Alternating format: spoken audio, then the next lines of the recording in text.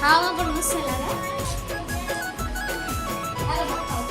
અરે પણ હું નહીં ખાઉં, તમે ખાવ એવું કે ખાવતે હોય એવું તાર બાપા આવે. પણ લેવું હોય ઈ કિરણ બેન ને કહેજો ઈ તમને અસલ અને કાચી વાળી તમને અમારી કાચીની વેફર કેવી લાગી કમેન્ટમાં જરૂર જણાવજો.